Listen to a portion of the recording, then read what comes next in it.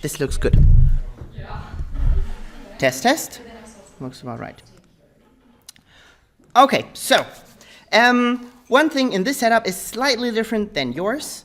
I don't have the hinges inside of Hansel and Gretel. So you will have the groups Hansel and Gretel, and the hinges are inside of that. But my groups are not perfectly aligned with the hinges here. I faked it a little bit when I was building it the very first time. So when you look very closely, you can also see here how it's not revolving around the hinge, but it's sort of going inside of it. So yeah, I was lazy, but you did not notice when you saw it the first time. Okay. That's what I always say, fake it till you make it. If it looks good, then it's good. Usually, try to be as clean as possible, but, you know, in some areas, it's like, why bother? So, we have our jack rotating and moving up and down and squishing through. The next step is, because I was like, well, I want this to feel like it could exist in some way, so this thing cannot float, so it needs to be held by something. And then I was like, well, if it's already held by something, this could have this sort of mechanism that it's a little bit more interactive, because if Jack is just going through it, I think it is too boring and too static, and that's why I added this bounce, and I needed something where the things that hold our torus can move up and down. Alrighty, so let's start building the thing that holds the torus, and then we can move it up and down. I will only build one half of this, and the other half I will just use the symmetry object to take care of it. I want this to be as interesting as possible, so I don't want it to be on the sides with the door open, but on the other side. So here, when the door is open, I want the holders on the side here. It doesn't really matter if I build it on the left or the right side. In the end, the symmetry object will just mirror it over to the other one. But I think I will go with the right side, so the thing that goes towards the x-axis here. I need to create something that holds it on the side here. Let me just open up the original so we can see what it is, and you can tell me what I used. So I want to build this metal thing here, and I used two very different techniques for this. So what did I use probably for this one here? A torus, exactly. As we know, for instance, for the cylinder, we have the option to slice it, so we probably also have the same option for a torus as well. So let's take a look. I create a torus, and I go to the object, and I see I have next to the object a slice option, which I can enable, and ta-da! It is half a thing.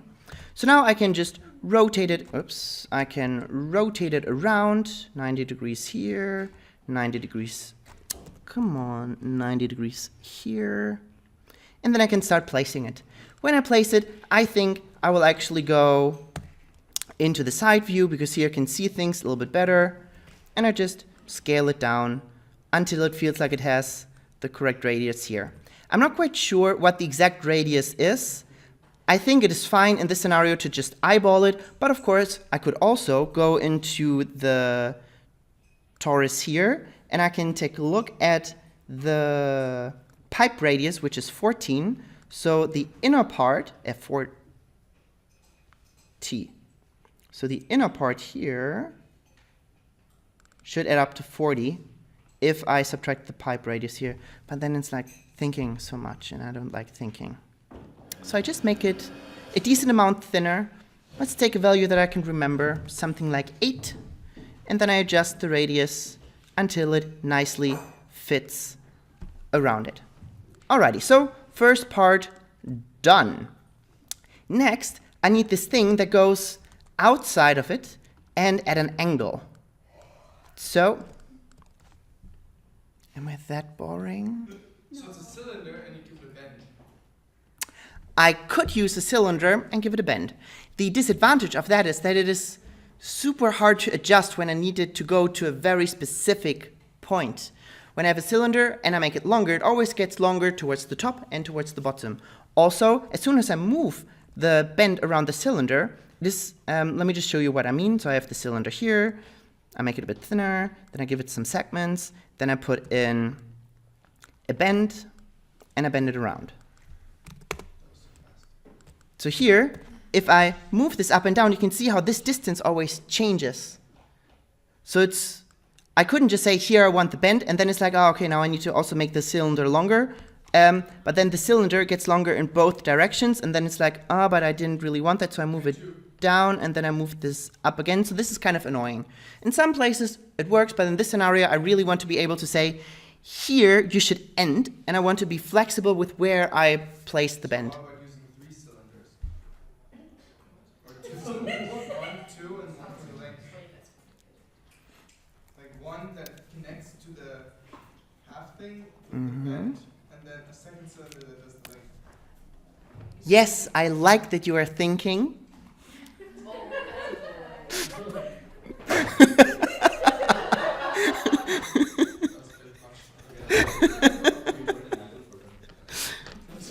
But I will use the spline instead. I think that will be a little bit simpler. Whatever you want to. I won't judge you. That is so sweet of you. So, I will go with Socrates' suggestion. They're creative technologists, of course they know that. That's what you say. So, I will go to the side view, and I will use my pen tool. As always, I prefer to use a B-spline, so I choose a B-spline as my preset here. Then, I will click on the inside, and I will create a corner here. Whenever we create a corner, we will need 3 points. One that starts the rounding, one that sits where it ends, and one where it ends when we go to the bottom. So we always need 3. So 1, 2, 3. And then, of course, I will need another one that goes somewhere down here. Then I hit escape to end this. Then I want to make sure that these lines perfectly align to one another, because I can see if I look closely, this is sort of bent down and it doesn't look perfectly straight. So what do I do to fix this?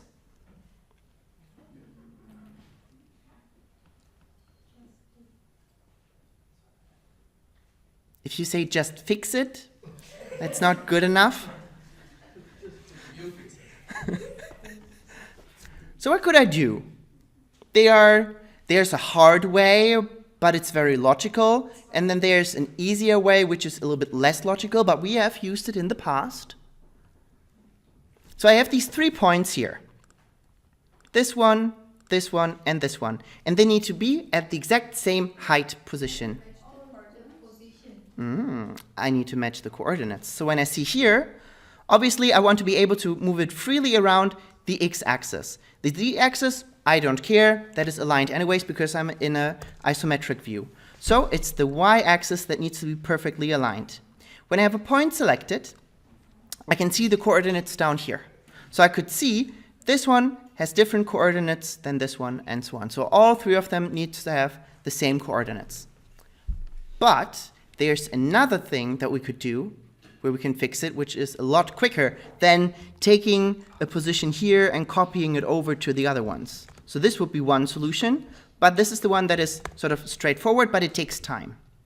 What if they are all different and I want to align them really quickly? Can we hit a button that says align? No. That would have been too easy. Why don't they make something like that then? Because aligning things in 3D space is a lot harder. Also, After Effects disables the align options when an object is 3D. Let me give you a hint.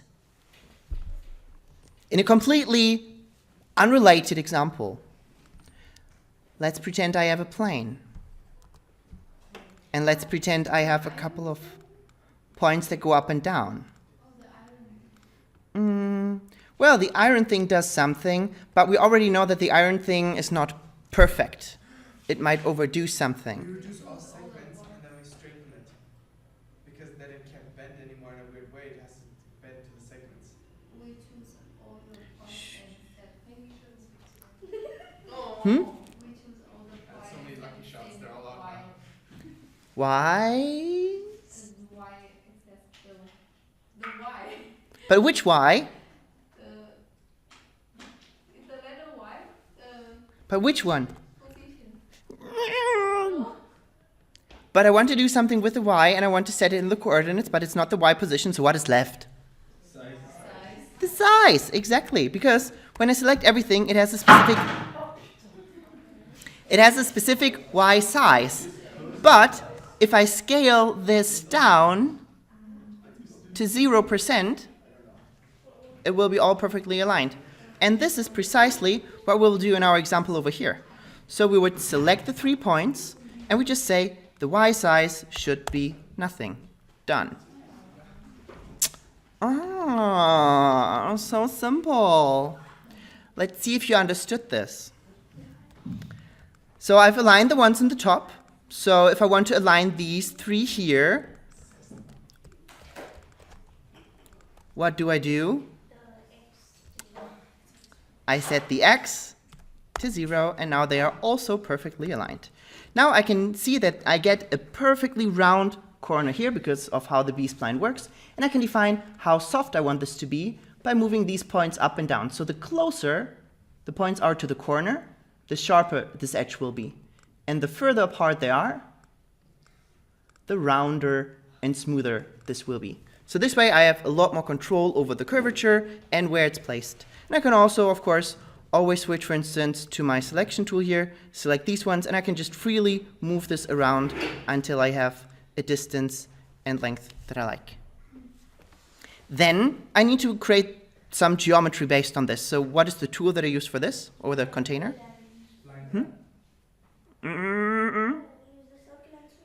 Sweep, exactly. So I go to the subdivision surface, I will use the sweep, and I'll use a circle along with it. Which needs to be on top and which needs to be on bottom? Well, The circle is on top of the spline, inside the that is correct. you reduce the size of the circle. You are so good. So I take the circle, I go to my scale tool, back to the model mode, and I just scale it down until it has an appropriate size. Ta-da! Let's do this together. So, we start by creating a torus. Then, we want to go to the slice option of it, and we enable it. Next to object. It is its own tab. Then we need to figure out where the x-axis is, and we want it to be sort of sitting where the x-axis is. So in my case, the x-axis is pointing to the right, and I want this half of a ring aligned to be on the right side. So I rotate it around the axes, doesn't matter which one you take first, as long as it is placed like this in the end, with the bend looking towards the x-axis of the world.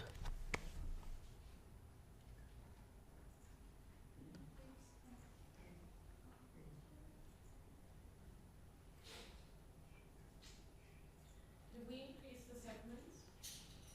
No, not really necessary. So far, so good? I'm hanging on.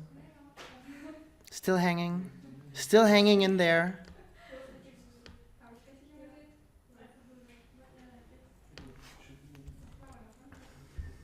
So, let's switch to our front view. So we click on this icon up here. Sorry. This one here to open up all of our 4 views. And we choose the bottom right one, which should be the front view. And in front view, when we maximize it, we should see something like this.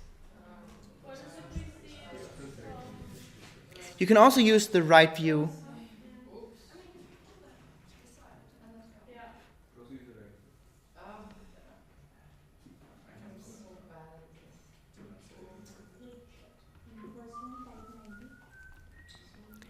And in this view, we then want to adjust the position and the scale of our thing.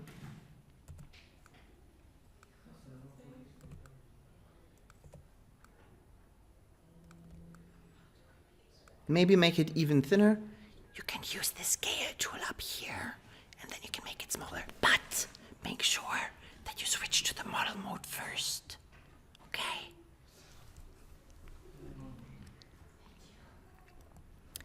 If you then feel like it is a little bit too thick, I like it to be a little bit thinner.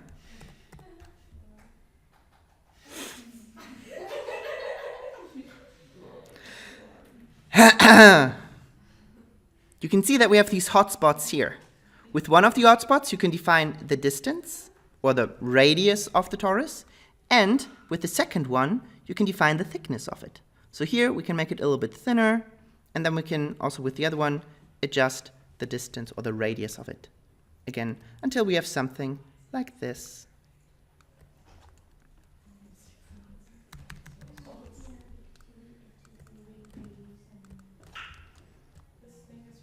Next,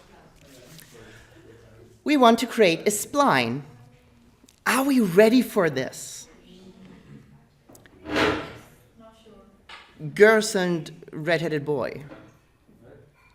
He doesn't even respond to that. Are we ready? We're ready. So, we stay in this view, but we just move a little bit more to the side. Then we use our pen tool. In this pen tool, we want to change the mode if it's not changed already.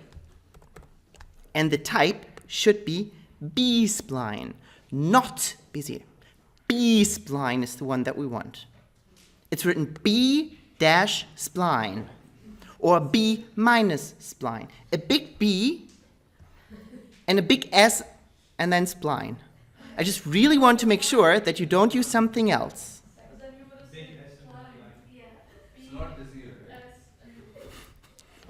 That's total BS. Yeah. So, B-spline. Then we click to create a point. We don't click and drag. The B-spline only creates points, and the curvature is always calculated automatically. We move to the right. No need to hold down Shift because that doesn't work anyways. We move to the right and we create a second point. Then we move more to the right and we create a third one. Then we can go down, create our fourth point. So now we have the 3 points that create our corner. And then we need a last point that creates the bottom. While we are still in this tool, we are still able to move around. So you can hold down 1 and click and drag to move down. And we want to move below the floor, which is here where the x-axis is. Then, once we are done with this, we can hit Escape to exit the editing mode, and we should have something like this. Why is it half white, half blue?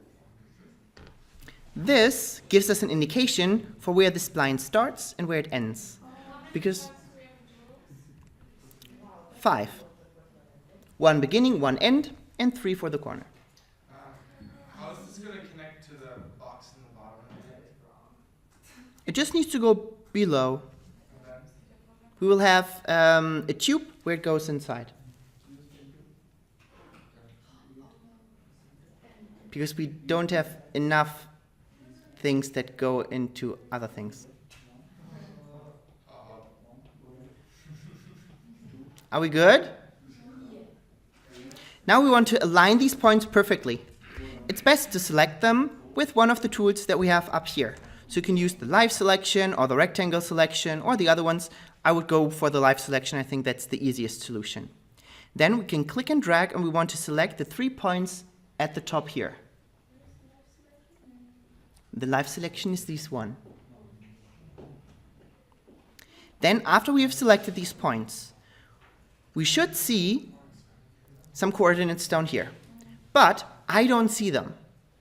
For some of you that might be the same issue, because we are in a point mode, but for whatever reason that I don't know, my torus is selected as well. And the torus doesn't have points, so it can't show me the coordinates of points because the torus doesn't support this. And that is why this down here is disabled. So if you are sure you have points selected and you are in the point mode, but the coordinates don't show you what you need, double check if you have something else selected, and I do. So just click in an empty area to deselect everything and make sure that only the spline is selected. If you then take a look at the coordinates, you can see, haha, we have our coordinates. I don't get my dots anymore. I have a model mode. Is that wrong? Yes. If you don't see the dots and you're in the model mode, switch to the point mode, which is on the left side here. Yes, I'm back. So then we can take the y-axis and we set it to a size of 0 centimeter to align them perfectly. But one question, how does it work? I don't get the Y size makes it.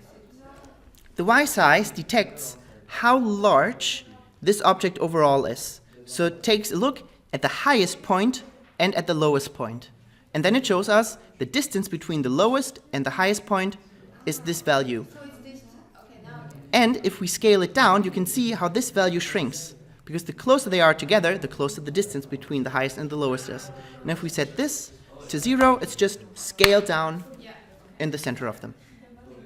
All right. Then we do the same thing on the right side as well. So we use our quick selection, or the direct, how is it called? Live selection. We select all 3 points on the right, and we do the same thing, but this time with the X scale. What do we do with the Y scale? Yeah, what did you do with this? The same thing I just did with the X scale. Put it to 0. It's already there. Yeah. The size is 0.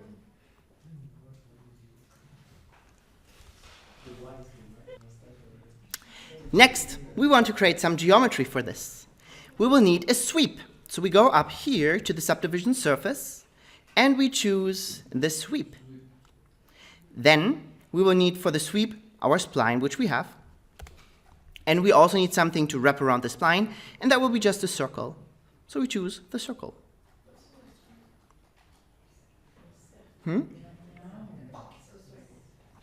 Then, as we learned before, in the sweep, the circle needs to be the top element, and the spline needs to be the bottom element. The spline cannot be inside of the circle. Although it can be, but then it doesn't work. Where did you get the circle from?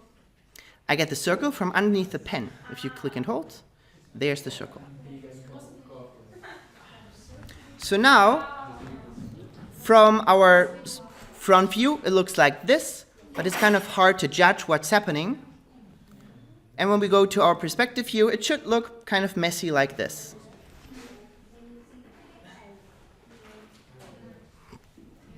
So here, we just take the circle, switch back to the model mode, enable the scale tool, and just scale the circle down until it has an appropriate radius.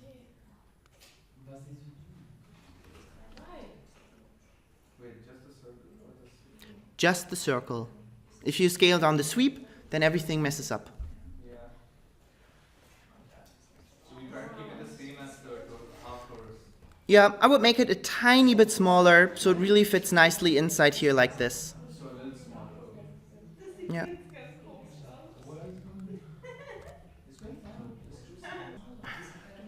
Alrighty. Next, now that we see how everything works, we might want to adjust a couple of positions and distances, because now that we have geometry, we have a better feeling for where stuff is. Let's go back to our front or the right view and select the spline again. In order to move the points, we also have to switch back to the point mode. So we can go to our point mode, and even though it's kind of hard to see the points, we can use the live selection to select our points. We could select, for instance, all of the points except for the first one to move everything a little bit closer, like this. Oh, I just did that. You are so good. I know. Hammer down. Bring it closer to the... Yeah. We're in model mode or We are in the point mode, otherwise we aren't able to select the points. And we need to select all the points except for the very first one here in the beginning.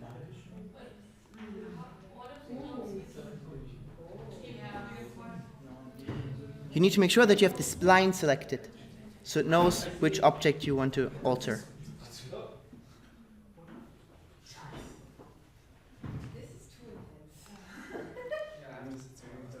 So far so good? Alrighty. The next steps I will do first, afterwards we will do them together. I want to create the thing that sort of holds this, whatever this is. And for this, quite simple, as we can see in the original here, I simply used a tube. So I will do the same thing. I will go to the... That's just floating. Yeah, because I didn't add a floor yet.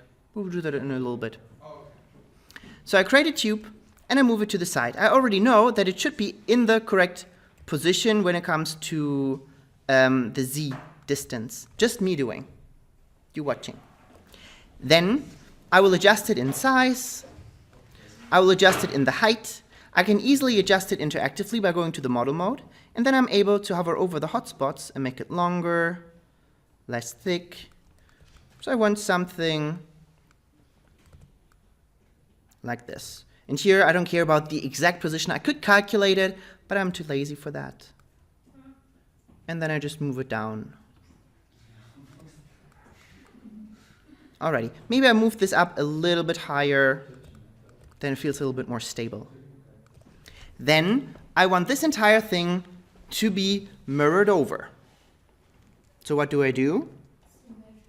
I use the symmetry object. What do I do with the symmetry object? I drop the whole thing into a null object, just to prove it.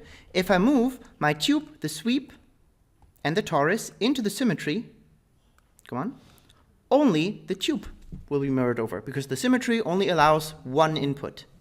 So we have to fake one input by creating a null object and dropping everything into the null. And now everything is mirrored over how we want to. The nice thing is that we could now take this. No, nothing. No nice thing about this. This is it. Now, we do have a little bit of an issue, though.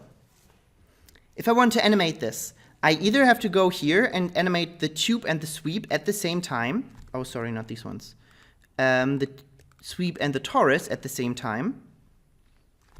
But then I have these two elements here, and then I have the torus that I have to animate as well, and then things get so messy. So what could be a solution where I still use the symmetry somehow, but I can animate the sweep torus at the same time with the big torus here, but the tubes stay at the bottom where they are. It is a super simple solution. No. Super simple. Okay, more complex than that. I just use two symmetry objects. So I'll say, okay, so if they can't be all in the same symmetry, then apparently that does not work. So I would just use another symmetry, and I put the tube into that symmetry. So now I have this symmetry that works on its own, and I can place the symmetry into the torus. And now I can take the torus and move it, up and down on its own together with the holder on the sides. So pretty simple. Alrighty. I'm not sure if I saved, so I'll just undo a couple of steps. I select too many things. There we go. So let's do this together. We start by creating a symmetry object. We can find it underneath the instance. We can also create a null object first. Who do you think you are? Oh, sorry. Let's create a tube. So we create a tube, and we move the tube to the side. Then I would recommend using the hotspots when we scale it. To see the hotspots, you need to switch to the model mode again. In the model mode, you see these orange dots. With them, you can adjust the inner radius, the outer radius, and the height.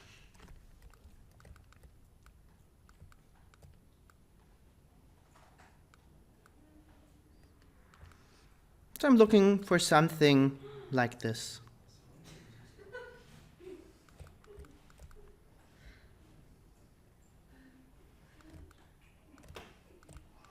So far, so good?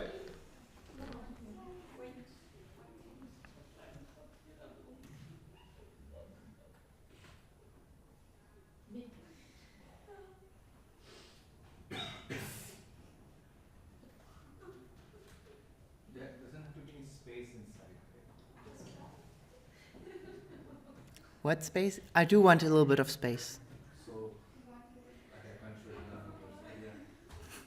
You don't want to show me this with your fingers?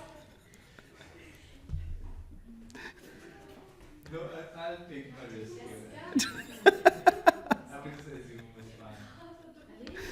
So here you can see I do have a little bit of space around it. Exactly. Okay.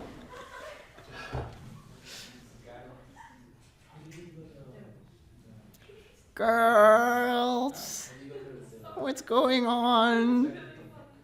It's actually not that funny. We just made like the circle like well, Okay, how to do the reflection? I was just sitting by the mirror. Are you making fun of somebody else? No, I'm not. it was fun.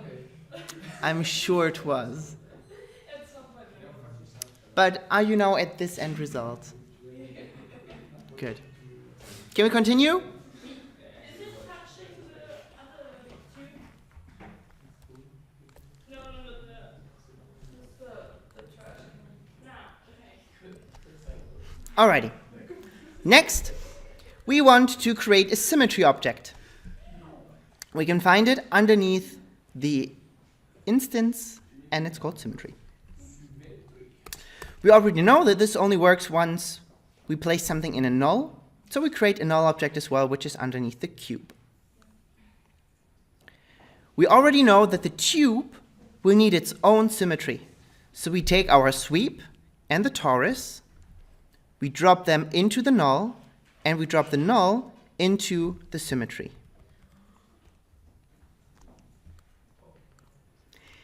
If you drop it into the symmetry and nothing happens, then this means that you did not build it the same way as I did. So in my case, I built it on the x-axis. And the symmetry works like this by default. If it should be mirrored on another axis, you need to go to the mirror plane and play around with these ones until you find the one that does what you want it to. So you two back there, you might need to change the plane for it to work. So it should now look like this, where the metal part is mirrored over, but the wooden tube thing at the bottom is not mirrored just yet. So far, so good? No. My sweep is turned off. Yes. Next, we need to create another symmetry object for our tubes here at the bottom. So let's go again to the instance, and we choose the symmetry. Then we drag the tube into the symmetry. Then we select the symmetry that contains the metal parts, so these ones here. And this symmetry object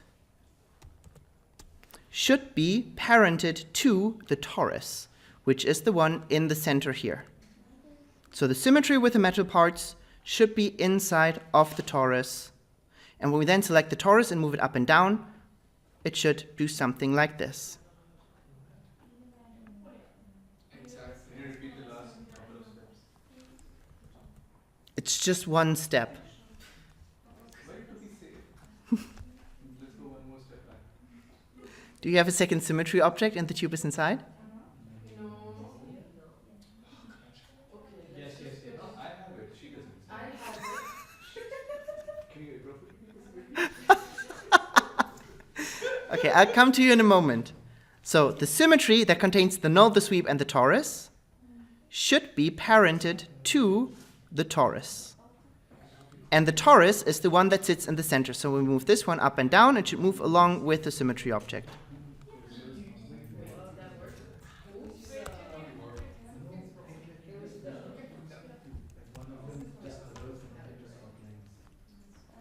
Shouldn't we also parent the box then?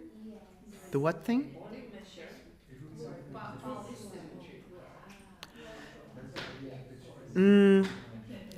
We can't really do that. Well, we could in theory, but the bulge needs to be in a completely different hierarchy. It needs to be in the same hierarchy where we have the thing that our jack that moves up and down. If we take the bulge and put it somewhere else, then it doesn't affect him anymore. We have the option, of course, to take the bulge and animate it separately. We also would have the option to work some expression magic to connect it over, but we can't move it away from it. In the end, the up and down movement is so slight that it doesn't matter, and I decided you don't see it anyways, it can just wiggle on its own independent of the bulge. So, if we select the torus and we move it up and down, it does this, right? Okay. For the future, so that we don't get confused with things, let's close everything that we don't care about right now anymore. So we don't need the symmetry at the top, so we close it. Let's call the symmetry at the top, which are our elements here on the side, let's call them sides, just so that we have something there. So this is sides. Then we have the torus, and let's call him Mary.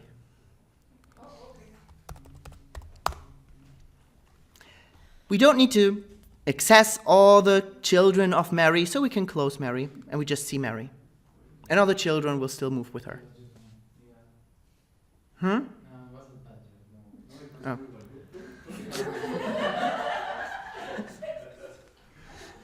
You're saying that she just has one child? That is true. The other ones are grandchildren, and grandchildren, and grandchildren. Mary's old. Jack is kind of young. He only has one child. But that's okay.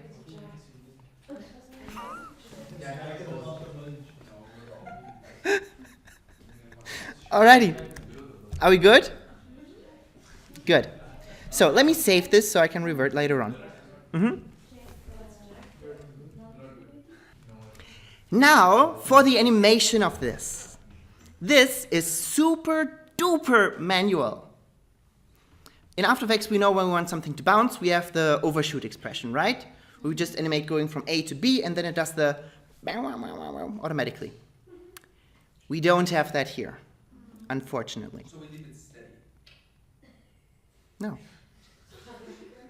Never. So we will animate it manually. Let me show you how. I move forward through the timeline where I can see where it starts to push through. So kind of like here it starts. So from this point on, it should be pushed upwards. I go to Mary, I go to the coordinates, and it's obviously the Y position that needs to be changed. So I would keyframe this. But if I want her to go back to where she came from, it's kind of hard because this value is weird and I have to remember it. So I would go, pata, pata, pata. New stuff, looky. Thank you so much. So here, it's really hard to go back to that value all the time. I need to copy it or remember it, and it's like, ugh. There's a super nice functionality in almost any 3D program, which is called freezing. So when I have an object, I can always freeze it, and it resets all of the coordinates, but only visually to me. The object stays where it is. So for instance, if I have another object like this one, I could move it around on all axes, I could rotate it around weirdly, but now I want to animate it along this axis, but always 360 degrees, for instance. It's pretty hard to do because all these values are totally fucked up. Also, if I want to, for some reason, move it around, but I want to get it back to where it was before, I have no idea. I could undo, but if I close Cinema, I can't do that anymore. And here's where freezing comes in. In Cinema, it's called freeze transformation. If I open this up, I can freeze position, scale, rotation, or all of them. When I do that, it saves in the freeze all the values that it has right now, and from now on, all the offsets happen from there. So my position and rotation looks like it's 0, but it's actually not. But I can pretend it is, and I can just rotate it around this axis, and I can work with nice clean values. And if I ever move this around, I'm like, fuck it, I need to go back, I can just go to all of my things here and set them back to 0, and it is back exactly where it was before. So where does it save it? Down here, this is the freeze option. And here we can still see all the values that we've seen before. So if I, for instance, want to undo this, I can unfreeze it, and I can set all of my positions and rotations here back to 0, and I can see now it's back to the origin of the world. So in our case, it would be a nice thing to use this functionality. So let's go back to Jack. I have Mary selected, and I just freeze all, and now I can just work with this value going up and down, and I always can easily work with values that revolve around 0. So I start at 0, and I create a new keyframe. Then I go forward a couple of frames. So maybe First you, and then we do it, right? I'm doing it the first time, so yeah, just me doing. And then just like on the topic of this, in an animated movie, which like simple animations, or like let's say a TV show because it's not as like much. As a movie. If they have legs moving or arms moving, is it literally someone saying, okay, then like a few frames then this, a few frames then that, or is it like they have like a command that says arm moving and then they're like or like walking and then they're like da da da da da. You know what I'm saying? Like, It differs a little bit. So there are different techniques that can be used. You can work with mocap data, which some people use. So you would always have a character which is rigged. So you have a skeleton, and then they track how the skeleton moves on a real person, and then that animation is transferred over to the skeleton. Then, of course, you don't have to do much. The disadvantage of that, however, is that it's still very inaccurate, and the skeleton doesn't have the exact same proportions as the original, so there's always some adaptation to do, and there are always issues with having things really sit directly on the floor, so usually you can't just do mocap and think you're done. It's not as easy as they usually show it in the making-ofs. But when we have animated movies like Pixar or DreamWorks, they literally always just do it by hand. They really say, now this bone moves to that direction and this direction and there, and this is also how they do walk cycles. So in the end, you have 200 properties that you animate just to do walking and having the arms move a little bit.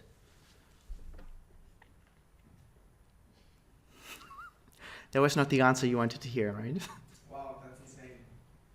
In Cinema 4D, if you build something, they do have things that can make things a little bit easier for you, because you can build a skeleton based on a human or a horse or something like this, depending on how many legs or joints a thing has.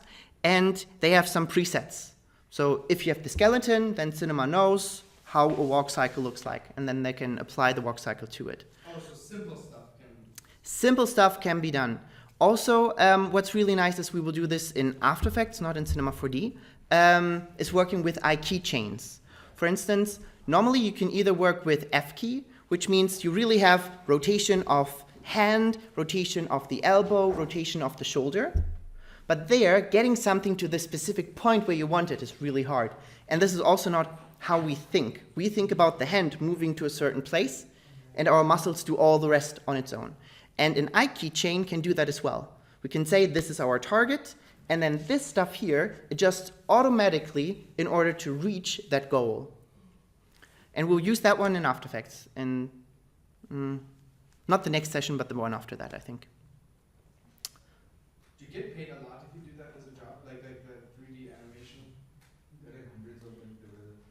Yeah, obviously, but that, Well, because on one hand, this seems like a very graphic design person's job. They just sit down and do stuff, but on the other hand, it must be very... no, it is very artistic in the end, because you need to have a feeling. It's not as straightforward as just moving something.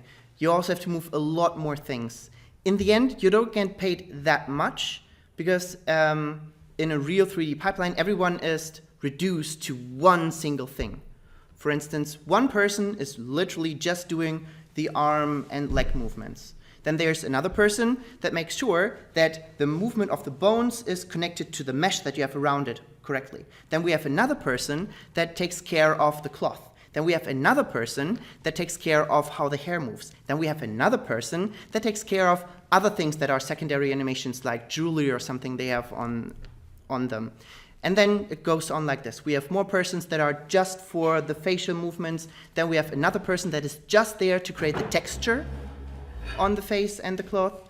Then we have another person that is just there to create light setups. Then we have another person that does something before all of that happens, which is the staging, where they just say this character will have roughly this pose there and roughly that pose some other place. So just have one character moving, you have at least 6 people working on it.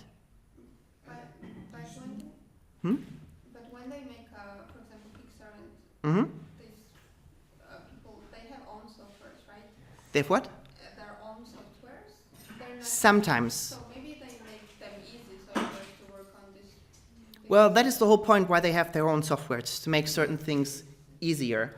Oftentimes, I know that about Pixar, they build tools, and they actually have a really fun thing of how they work with them. You know, they have always these short films that they do before the actual movie, and in these ones, they test the tools that they want to use for the next movie. So, for instance, what was the last one that I've seen? I think it was Finding Dory, and there was the short film of the The dumpling was so amazing. yeah, the little bird on the beach. There, however, they did something super crazy. They actually animated every sand corn by hand, Why? just to have full control over it. They tried it with simulations, but they realized that they don't. I love that they have the budget that they're just like, we don't like this, let's just full on do it by hand. Yeah, that's what they are for. But they used it also a lot for the water in the background, and they used it because the next film is the one with the kraken that steals all the children things. Wait, they have a kraken? No, but in another one. There's a kraken finding Dory. No, there's a new movie coming out, and there's a kraken that steals things, and that doesn't matter. It's a small, cute one, and it takes children's toys, or it's made out of the children's toys. I'm not quite sure. I don't remember that much anymore. Anyway, How long does it take to make a Pixar movie? Like, if they really do like that, then just a scene must take forever, right? it usually takes between 2 to 4 years of production, It's insane that they're working on a movie. and they have and and 4 years. yeah, and it's not just like a team of 10 people or so. They have around 100 or 200 people that work on that full time. So these things take a long, long time, and also a lot of time for preparation. So Pixar produces one movie like in each year or in 2 years, right? In every 2 years, no? Yeah. Well, by now they have gotten a bit quicker, and they also have multiple divisions for the different franchises that they have by now. Do they hire a lot of freelance people to do special Yeah. things? But what do you Not just special things, also regular things. For instance, I know a couple of people that worked on Pixar movies, but they were there just for 2 months, and they were setting lights up for scenes. That was their job. They were just there, 2 months, they just placed lights in scenes. Or some people that were just there and created textures for the leaves that were in the background of the scenes. And they were also just working there for half a year, just creating leaves or moving the leaves in the wind in the background and stuff like this. So how do you get Actually, to to like Pixar? screen What do here. you have to know for them to hire you? Well, you need to have a background of some sorts, but in the end, because you can start out very, very small and you can grow within the company, you don't need to know that much beforehand. But you should already know kind of what the direction is that you want to go for. In the end, it is a pretty boring job because you don't do that many things. When you're there to do lights, then you will always be there and do lights. It's not like where we do everything sort of together, which is also what we do in Cinema 4D. But there you're always specialized on one thing, and that is the thing that you will do forever. Okay, can you now explain what do you actually do? Because I have no freaking clue. I just know you have a hosting service, but we can't be all there and you make so much money off of those. No, I don't make any money with that hosting service. I am a freelance motion graphics artist. I work mostly for advertisement or other small projects where there's a movie clip that is only a couple of seconds or a couple of minutes long. I don't do feature films because they don't get paid enough, and they really, really suck. Well, if you work at Pixar or something like this, that's okay, but if you work at other studios, at smaller ones, it is a pain, and you never ever want to work for visual effects. So if you work for a company that builds special effects for Iron Man or Transformers, you know that you're pretty close to homeless. Wow. But you work twice as much as an advertisement. So that is a very, very sucky job. And I don't like that. Also, I don't like to specialize myself on just one thing. And being a freelancer, as a motion graphics artist, people look for one person that does everything. They can do 2D animation, they can do 3D animation, and this is what I do. People come to me and Can I... you give us like an example of what you mean with motion graphics? Like, I should have somewhere my reel. All right, so for the people that were not here, I don't know if anyone's missing, doesn't matter. Someone asked how this could be built. So this sort of effect where we see these fractured things moving around inside of the text. And I've already told you, it is only a texture and nothing more. So essentially, I've prepared something in After Effects. In there, I created a new document, a new composition, default size, default everything. So, come on.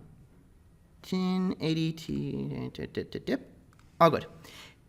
Now, I obviously need some text. Something bold and thick that we can clearly see. What else would I need? So what does this kind of look like? It's like Voronoi. Voronoi, we're getting there. What is Voronoi in the end? It's A type of... is it a cell fracture? A type of... Yeah,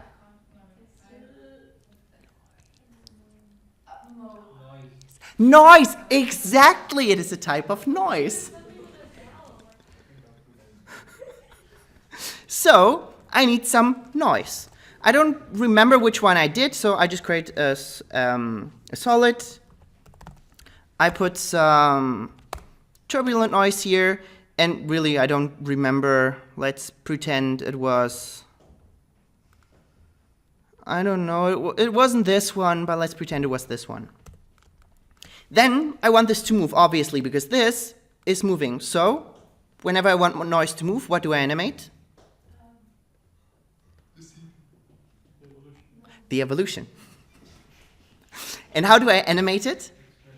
With an expression. And the expression is value by time. Exactly.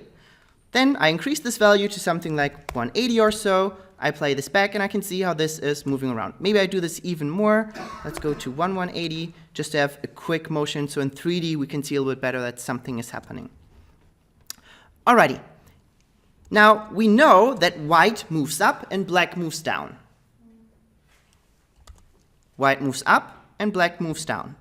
But this here doesn't move. So what does it need to be? It's a cell phone number, but I don't know. should I answer for you and be like Leonard's office here? No. I don't know them. They can just... Yesterday was a public holiday, and the call center called me from Berlin. I was like, why do you work? Why do you bother me? It's a holiday. After they started talking, I just hung up. I didn't say anything. They're like, hi, so we know you are interested in finances. I kind of feel bad for those people. Well, Go into that job knowing. yeah, they go into the job and they know I that. have a friend who works there, and like he does that, and she knows that like every 12th call she takes will be the one that she's actually able to talk to someone, because all the other... Yeah, but they waste so much of my time. I generally talk to them, and then I'm nice, and I say, no, I don't care. No, but online trading, that is the thing that you want. No, I don't know what that is. I don't care. Don't you want to make money? No, thank you.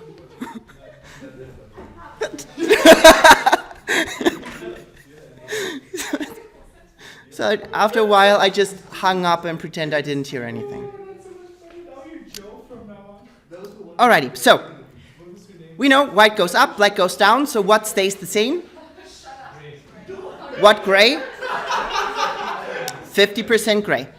So apparently, I somehow need 50% gray. Not 50 shades, just 50%. I've never done this joke. How come that I've never done this joke? And you missed it. I did. So, how can I now make just the outside gray of the text, but the text has that texture? There are two ways. Yeah, a mask, but it's the one that sounds funny. Trackmat. It works! A track mat, exactly. I can either say I use the gray solid and I say track alpha inverted matte, or the other option is that I put the white solid on top and I tell this one to be a regular matte. And, oh, sorry, the other way around. Dub, dub, dub, dub. Alpha matte. So either an alpha matte on one or the alpha inverted on the other. But now I have this thing here. This I can now render out. So I define a certain range here, then I render this out. In Cinema 4D, they don't really like video files so much, so I go to my options, and as a format, I will use a PNG sequence. These things are fine. I hit OK. I will go to my desktop. I will say that I want to create a subfolder, comp1, all is good. So I render this out, and I now get a couple of separate files with this animation that I see here. Then, back in Cinema 4D, I can create something. What would I create? What is something that is like flat but can be displaced? A plane. A floor cannot be displaced. It's always infinite and flat. So here, I want this to have already the correct proportions, so it should be 16 by 9. I go to my object, and I just go 160 by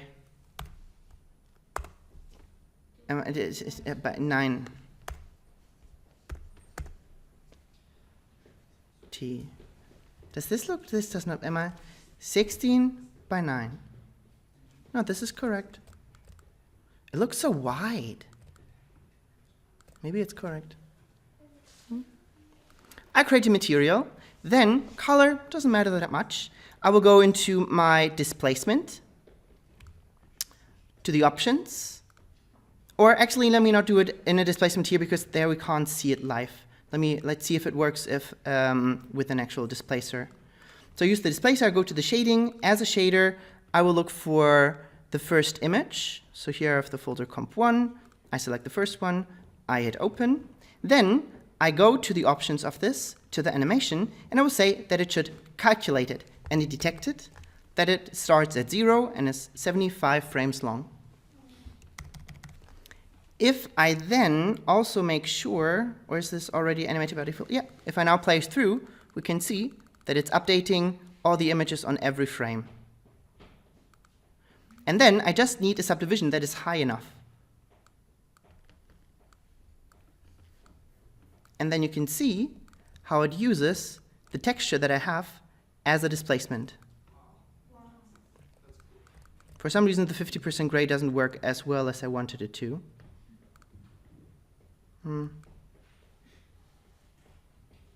Yeah. Here, I didn't do it in Cinema 4D directly, because sometimes we have some issues with gamma changes, and we can clearly see that the gamma is not in the center where it's supposed to be. I've used Arnold for the renderer for this, and there are also things need to be taken care of a little bit differently. But the general process is this, and when we now play through, we can see how this then displaces just like the video in After Effects. And this is exactly what I've done, but I don't remember which noise I used. And that's literally it. That's literally it. It was going out from Yeah. the exhaust. For example, going out. Then I just push this even higher. And I've also animated this. So this started out being quite flat, and then I animated how this grew outside. And that's all that I've done. And I just played around with all kinds of noises for this. And to make it look the way that it looks, because it has this super soft and smooth look here, I used something that is called SSS. But SSS is something I want to talk about kind of like in the very last session, so you don't get any ideas of using it.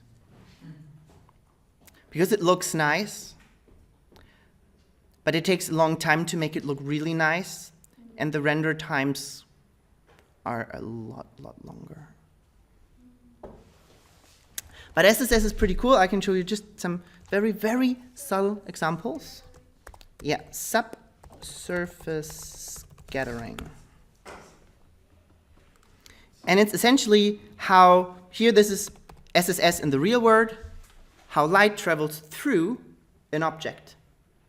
And this is what SSS does. It calculates how light is not just showing the color of an object or reflecting, but actually how light travels through an object.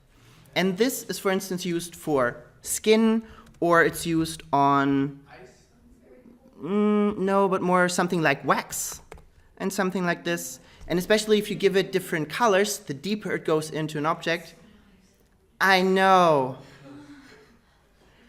But it takes ages to render.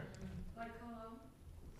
You can expect things to take 5 as or 10 times as long as normal. Yeah. Another nice thing that is pretty cool, there's some other cooler examples. A little bit.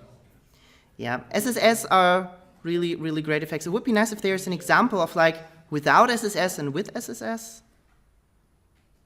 But not right now. Yeah, it is a very advanced shader technique. Another thing that is also very advanced, which also looks pretty cool, but it takes even longer to render, are caustics. So when we have glass and light travels through it, and then it breaks the light on the floor. So these things can also be calculated by Cinema 4D. No.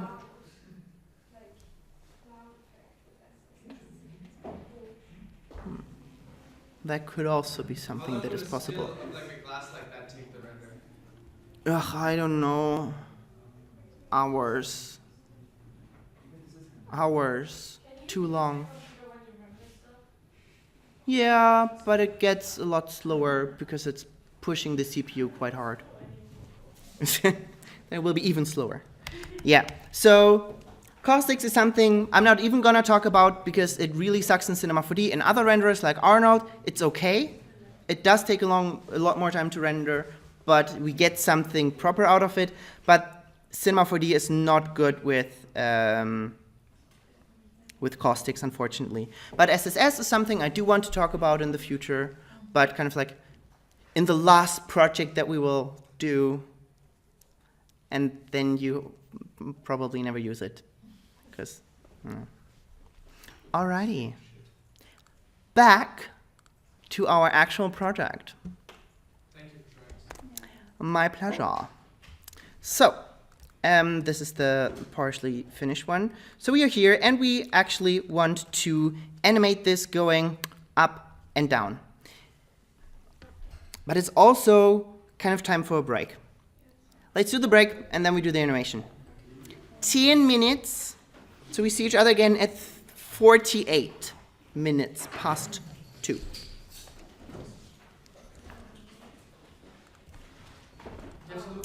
I will do the next steps first, and afterwards we will do them together. Are we ready? Look here. So, I have Mary, and on Mary I have freeze the transformations. I figured out the spot where I wanted to set my first keyframe, and I went a little bit forward until I know now it should snap backwards. So let me zoom into the timeline a little bit like this. And I can see that this is, I don't know, less than 10 frames forward. Then I set another keyframe for this. Now it needs to snap backwards. But of course, it should not snap backwards to 0. It needs to do this overshoot thing. And as I said, we have to do this on our own.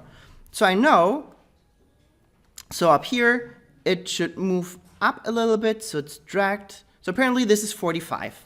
Then what I usually do is, I look at the distance that I have here, and I take half of the distance. If you look as well, then you will be a lot quicker when we repeat this together. So, I take a look at this distance, and I let's say 3, 4, 5, 6 frames looks about right. So I go 6 frames forward, well, let's go 5. 5 frames forward, and I want it to be less than 0. But it should be not as much less as I was high before. So before I was at 45, so now I want it to be a lot less, maybe like 20 or 15. Let's try negative 20. I set another keyframe. Then I remember I went 6 frames forward, no 5. 1, 2, 3, 4, 5. Then I go another 5 frames forward, and I do the same thing. Now I was at minus 20, so now I go to a positive 5. I set a keyframe. Then, again, 5 frames forward, and then go to a negative 2, set a keyframe, another 5 forward, and then it is a positive 0.5, and then another 5, which will be 0. When I play this back, it looks like this. Now I just want to ease this a little bit. Also, I want to look at the curve so you understand what's happening. I right-click on the Y, go to Animation, and show F-curve.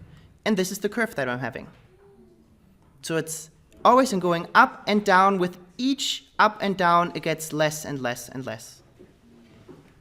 Cinema does a pretty good job at easing things, but I might want to adjust the angle here that it happens a little bit more sudden at the beginning, and maybe I want it overall just to be eased a little bit more, just a little bit, not too much.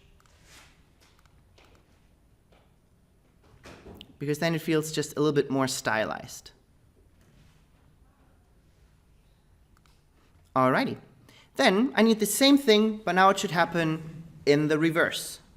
So I go again to the point where I feel like I start to have the point where it should be pushed down. So let's say 60 is a good place.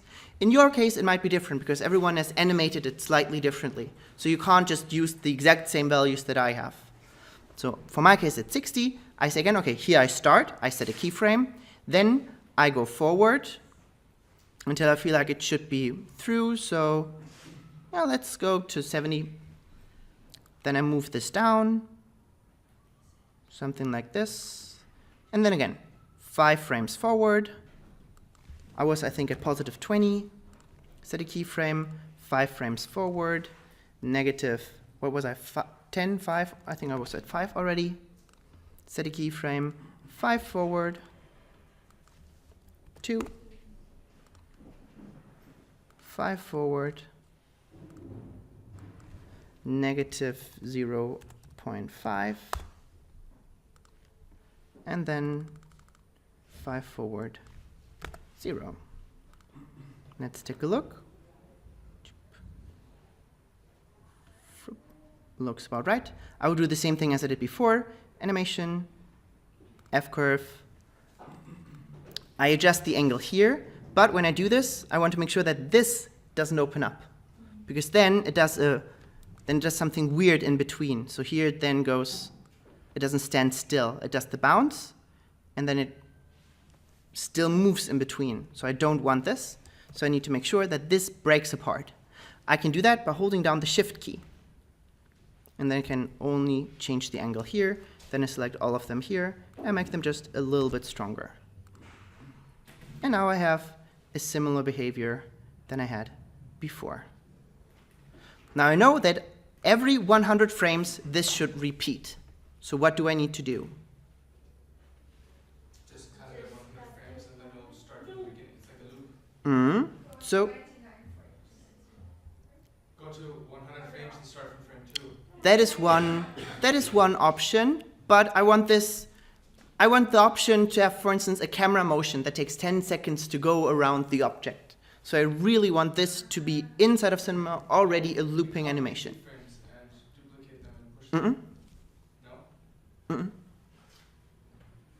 What do we do in After Effects when we have two animations that are different, but they should loop at the same time? Because we have this issue that this animation starts at frame 13 and ends at frame 95. So it would also repeat this range here. When we then take a look at what Jack does, Jack is animated from 0 to 100. So we have to also create an animation that goes from 0 to 100. I add keyframes, and what are the keyframes? And where? A keyframe at 0, just with the current value, and a keyframe at 100, also with the current value. So now, this bouncing animation has the exact same length as the other one, and I can loop it, just like I do with the other one. So in this example, the Jack is already looped, so as I play through, I can see that Jack is already doing its thing.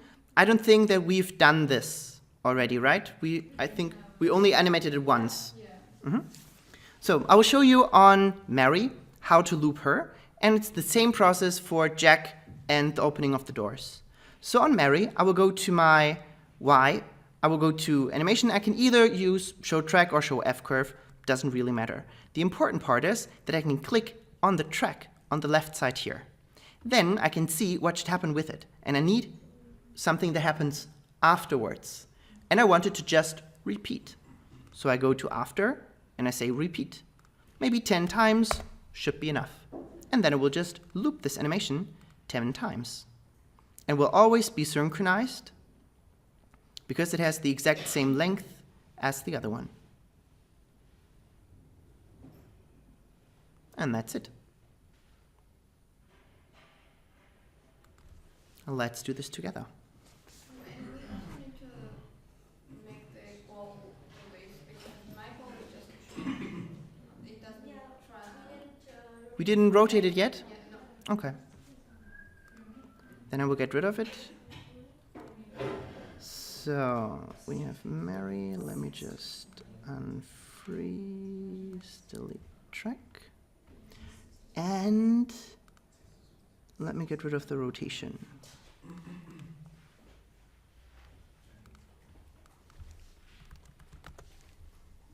Okay.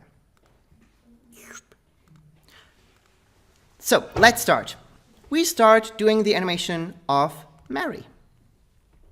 So with Mary selected, we will go to our coordinates. So select Mary, go to the coordinates tab.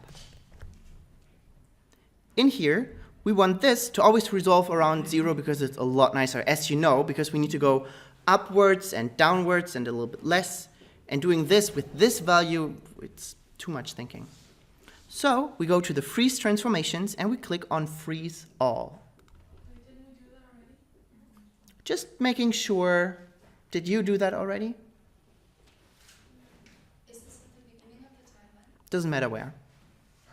If you click the holders, the whole thing, We clicked on Mary. Mary is the loop. Yeah. Mhm. Put that into the. What is Mary for you? I didn't call it Mary. It's the torus. All right. So when we take Mary and we take the Y position and we move it up and down, this is what should happen.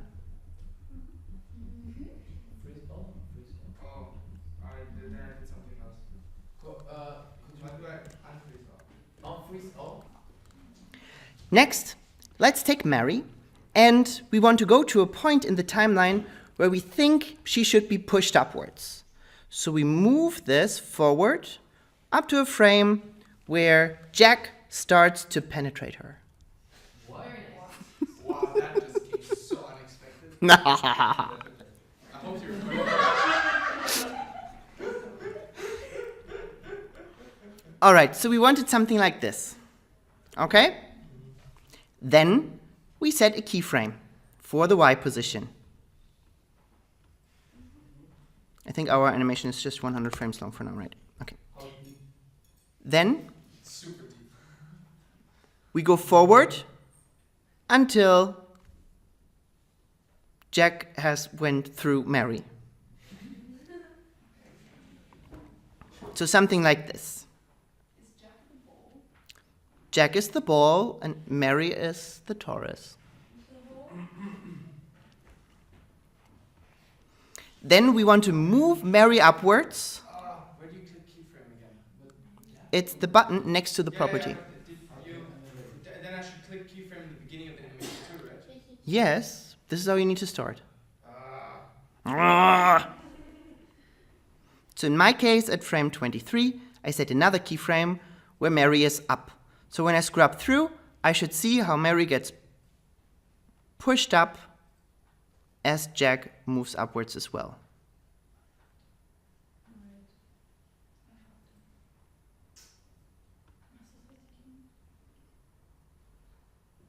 Why does Mary get pushed up as well, though?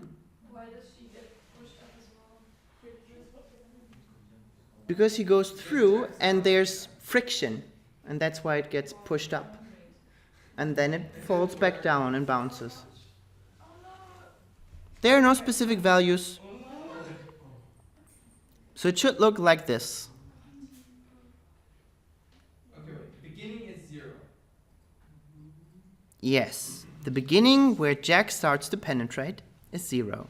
And then it has to go down as well, right? And then it goes. But this is not where we are yet. I just want this up motion right now. Is that? And then. Okay. No, mine goes up before. Can you? No, can you go? Tell us how it went. All right. Well, do you sometimes talk with them about us? Yes, recording. All right, let's continue.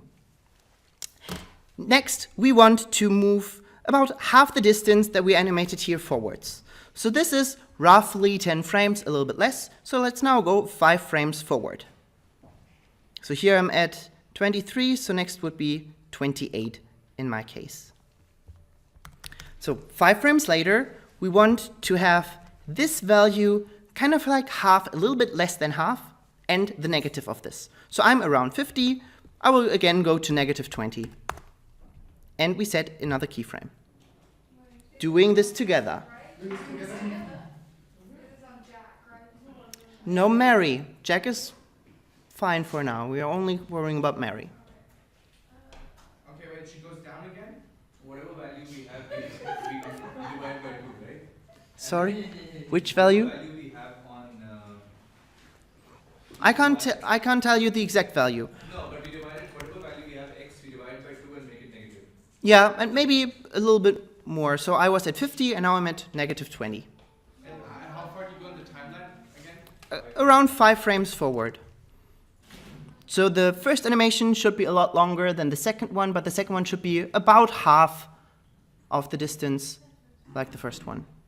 Wait, I'm confused. Then you should listen more. I do, but But that's that makes sense. Okay. That's why I showed it first. Next, we then go another 5 frames forward.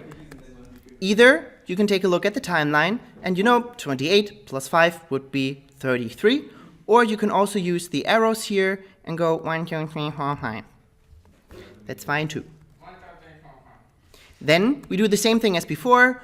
We halve this value, maybe even more than half, and put it into positive this time. So from 20, I will go to positive 5. God, this is just But then saying numbers. What? Yeah, but I said half, but more.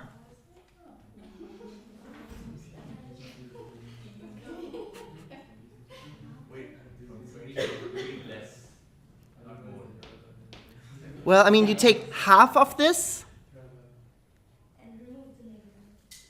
and remove the negative, but So it's kind of what? increasing the value, You can just say like making it go up. 1/4 instead of half.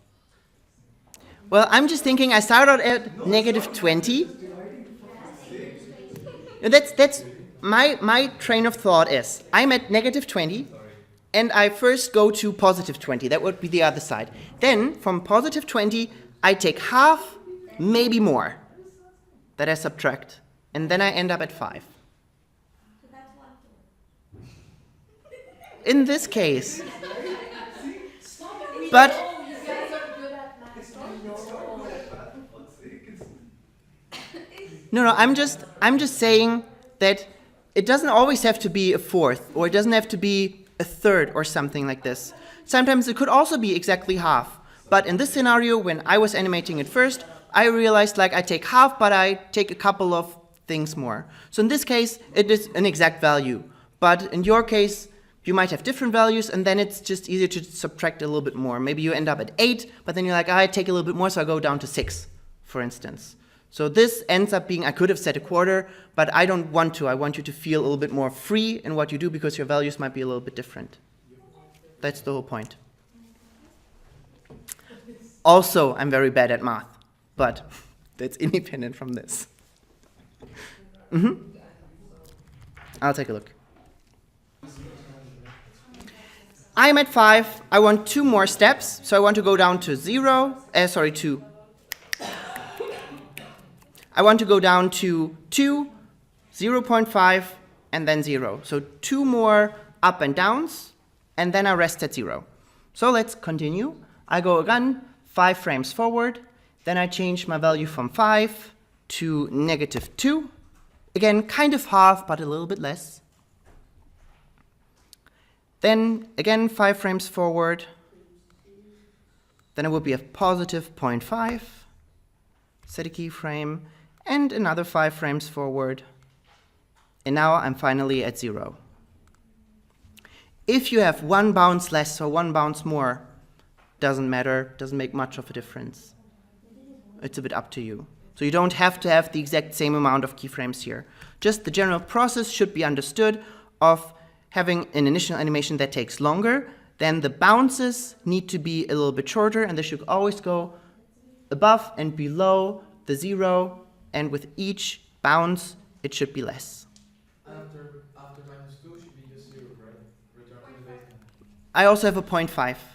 So usually, especially towards the end, I want to have one that is super subtle, because if the distance between the previous to last keyframe and the last keyframe is too large, then it feels weird. If I, for instance, get rid of these 2 keyframes here, and I let it end too early, then it looks like this. See how it feels like it's resting on its own? The last one feels like it's setting itself into place. And that's not what I want. I want it to feel like naturally just getting to that spot. And that's why it's important to have at least very, very small values for the last 2 ones. Isn't that gorgeous? It is so gorgeous. Alrighty.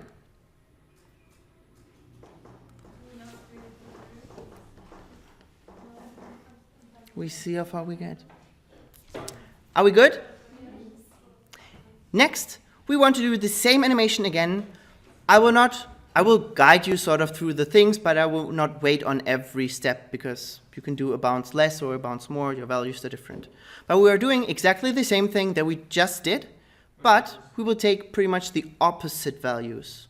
We can't just copy and paste. No, because they are kind of the opposite values. Well, that's something we could also try. Yeah, we could see how well it works with pasting. Let me do it first. So it should start here. I would select my keyframes. I hit Command C and then Command V to paste. Notice it did not paste the first keyframe to my slider. This is what After Effects would do.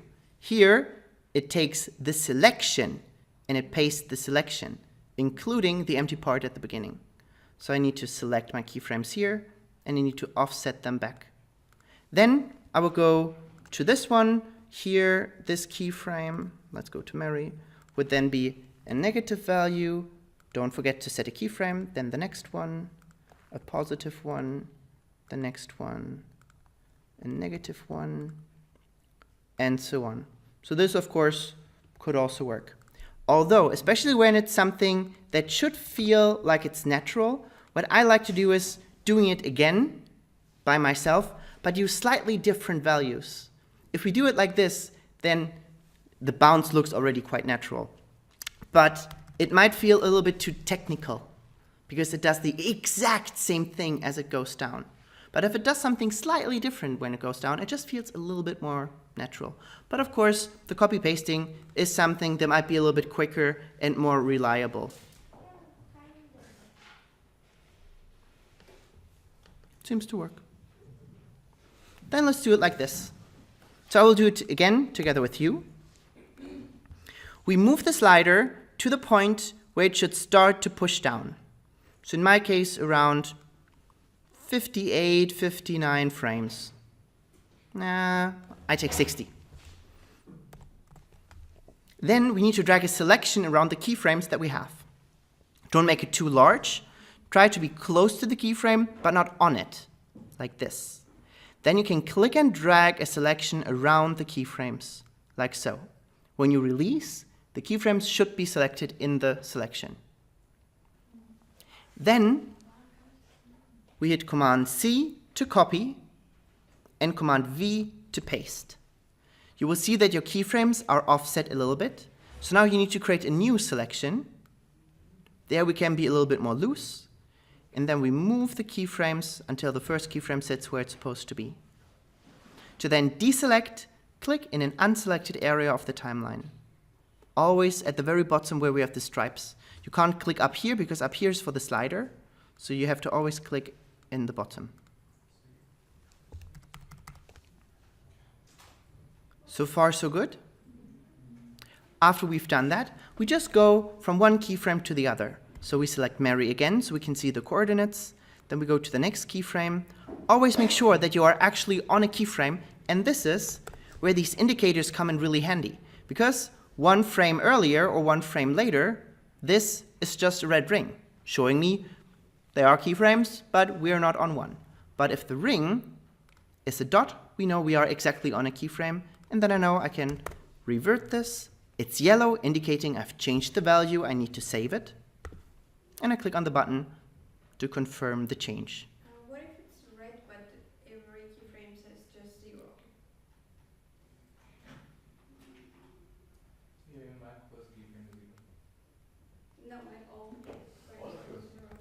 Yeah, but they're red, all of them. I will take a look in a moment. You might have something wrongly selected, maybe. Okay. So, now that we have the animation done, we need to make sure that it can be looped together with the other one. So if our timeline is longer than 100 frames for some reason, that this works. In order to make this work, we will go to the beginning of the timeline, and we need a keyframe for Mary. So Mary is animated somewhere in between our timeline, but it should be from the beginning to the end. So at frame 0, we set a keyframe, which is 0. As we scrub through, for the first few frames, nothing should happen. Then we go to the last keyframe, the last frame, which should be frame 100. And we set another keyframe, just with the current value. Which is also 0, right? Yes. It's confirmed. My keyframe for my value for Mary and 0 is not 0. Does that matter? Then your last keyframe is not 0, but it should be.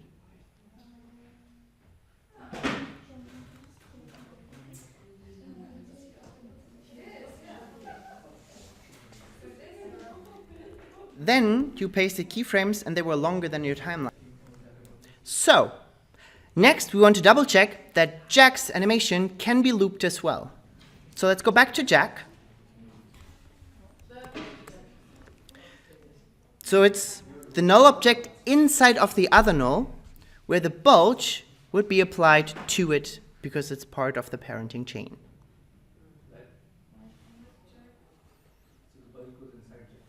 No, the bulge is outside of Jack, but it works on Jack because Jack is inside of another null object. I just have volume measure because we have Jack because you did it in separate thing, right? Also, because volume measure can take super long to recalculate, so I didn't want to use it. You're still using the volume measure? Should I put it in now?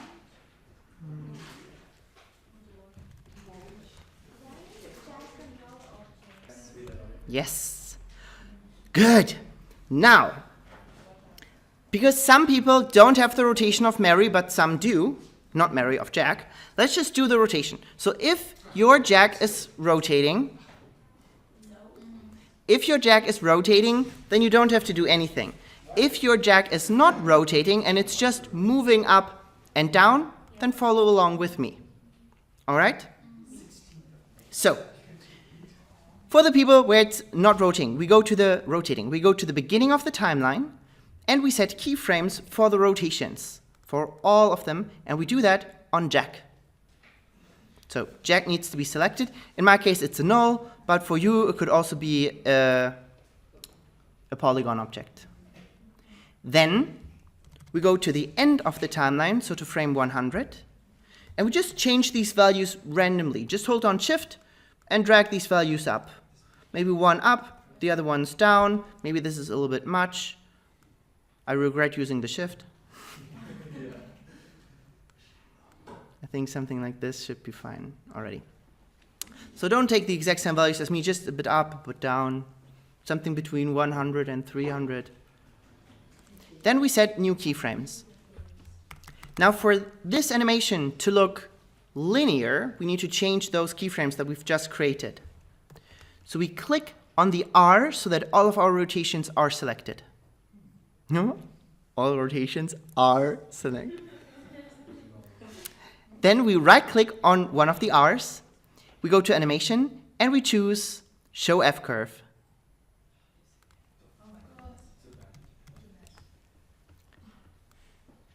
You might see some weird stuff for the position as well, which we don't want, so make sure that only the rotations are selected, so it should look clean like this. Then you select all the keyframes, and you make them linear with this icon up here. Really make sure that you don't select the position. Only the rotation keyframes. You already have done this. The one that says linear. I did it. Then it was you? I thought I've seen it on yours as well. So what is the question? I can have one. Yeah, I just Okay. the icon that's no, it's all done. I did everything, I just need the icon. When we then play it back, we should see how Jack is constantly rotating as he is moving upwards, and it just feels a little bit more lively to have this additional animation happening.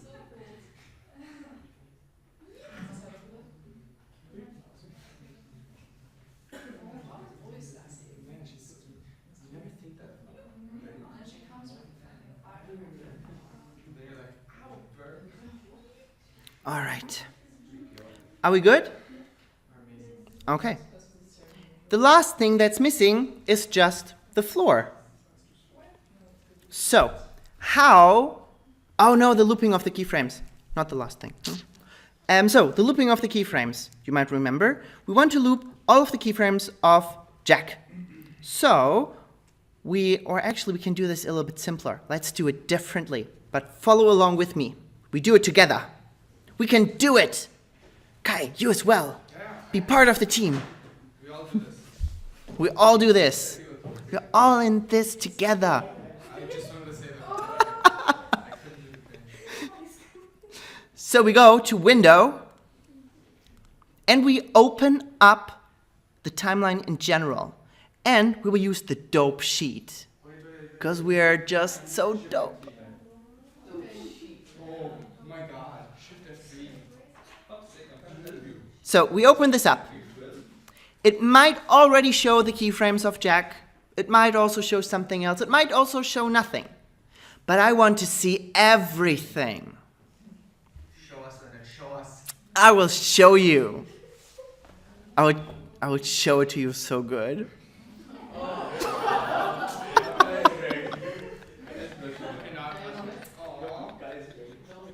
So, I will go to view, or we will go to view, and then we will say automatic mode. And it should show us all of it. All of it. Yeah. We should then also see that every single property has keyframes on the first frame.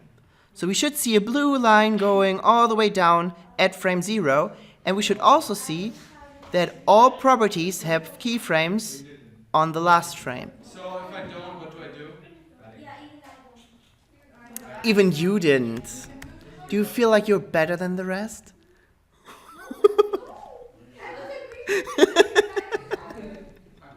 Alrighty, so some of you, probably all of you, don't have the alignment towards the end. Maybe not even the alignment at the beginning. The reason is Hansel and Gretel.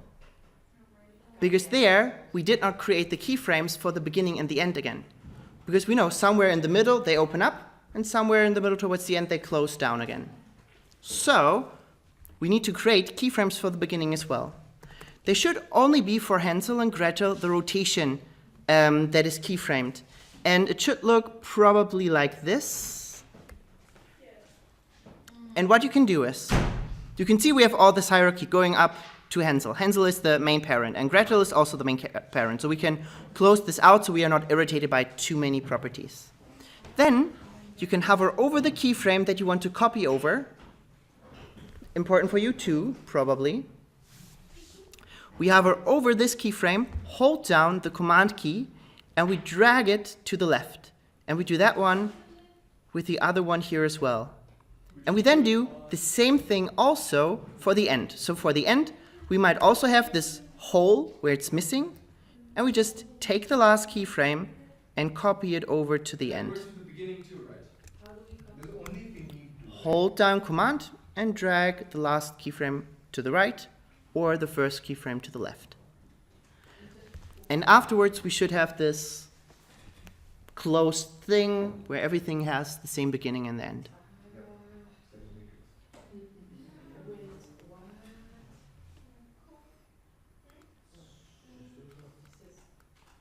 And just as a comparison, this is a super simple animation, but our graph looks like this. When you do a character animation, you have around 10 times as many properties that you animate that overlap. Have you once This way. animated a character like that? Yeah, it sucked. It was not much fun. Well, the facial stuff is fun, but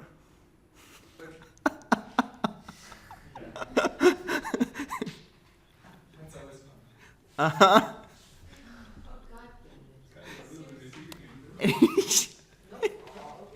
Animating the expressions of the face is fun, but the other things, like when you're done, you're super, super proud, but it takes just so long.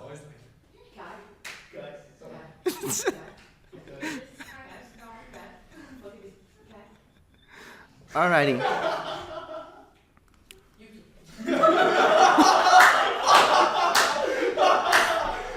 But he started!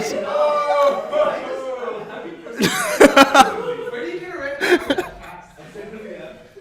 Is there an app for that? Yeah, red card and yellow card. She never uses the yellow though. She's very. Excuse me? She uses yellow also, right? I was gonna say like a green with like Yeah, go there's a on. green also. Really? Yeah. Ah, there we go. Alrighty. Are we ready? Yes, we are. So, now that we have all of our animations in the correct length, we can select all of our properties like this. So just click and drag a selection going from the bottom to the top. Then, here it might say continuous, probably, or constant for you. So again, select all the things on the left, and here it should say before and after, constant. We don't care about the before, we only care about the future. So we change the after from constant to repeat. And then we just tell it how many repetitions we want. And I think 10 repetitions should be enough. So right now the animation is 4 seconds long. So we have 40 seconds of animation at our disposal. So now, when we increase our timeline length down here, instead of having a length of 100, we could make it, for instance, 400 frames. We then increase the range. And when we then play this back, we should see how this is constantly looping.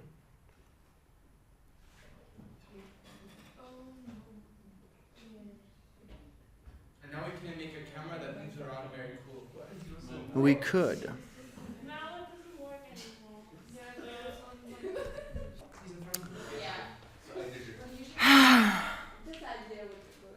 We can continue. So, huh? Class is over since 10 minutes. I will still give you homework. Ah. Ah. That's what the guy said. I remember. I will. that was a terrible joke. I will show you part of what you should do, and then the rest of the stuff you have to do on your own. So, I want you to create a floor. You just watch.